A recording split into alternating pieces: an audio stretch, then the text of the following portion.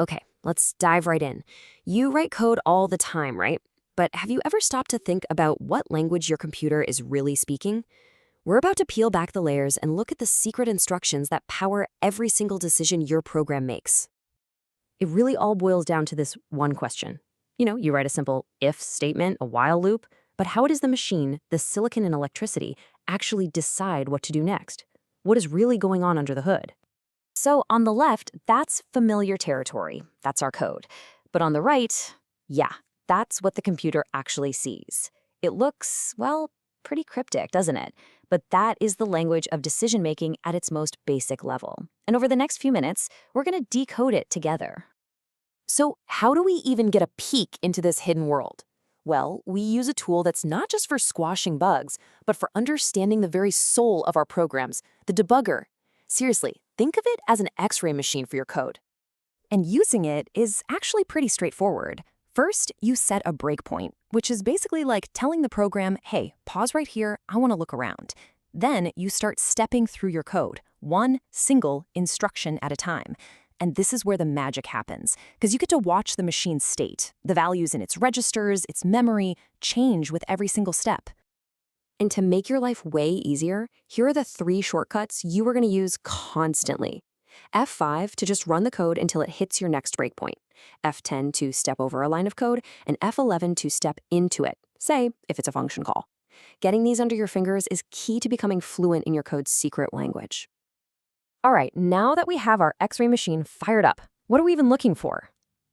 Well, it turns out that every complex decision your program makes, from a tiny if statement to a massive algorithm, it all boils down to just 2 fundamental instructions. The first one is the compare instruction, or CMP. This is the instruction that asks the questions. It takes 2 values and does what's called an implied subtraction.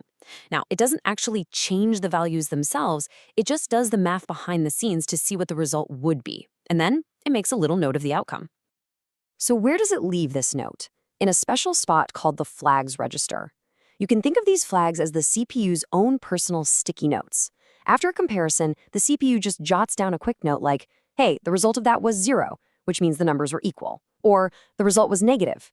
These little flags are the memory of that comparison, just waiting for the next instruction. And that brings us to instruction number 2, the conditional jump, or JCOND.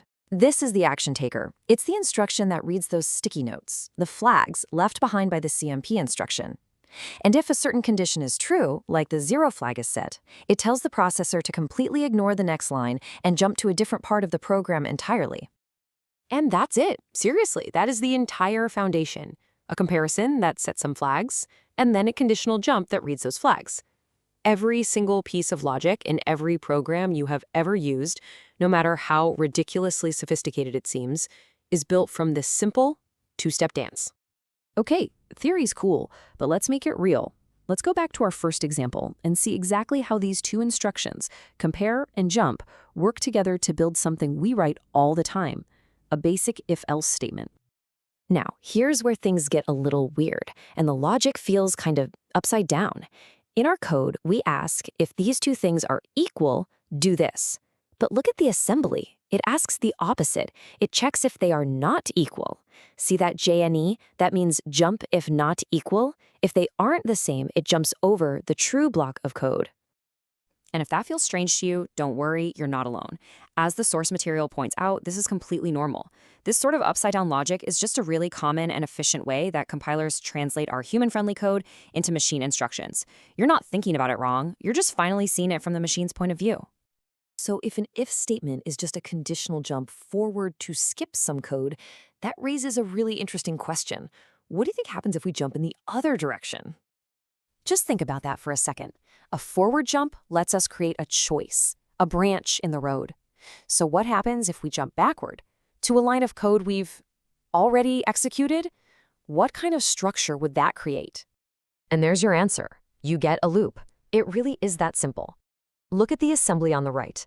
You've got your compare and a conditional jump, JG, or jump if greater. That's our escape hatch to end the loop.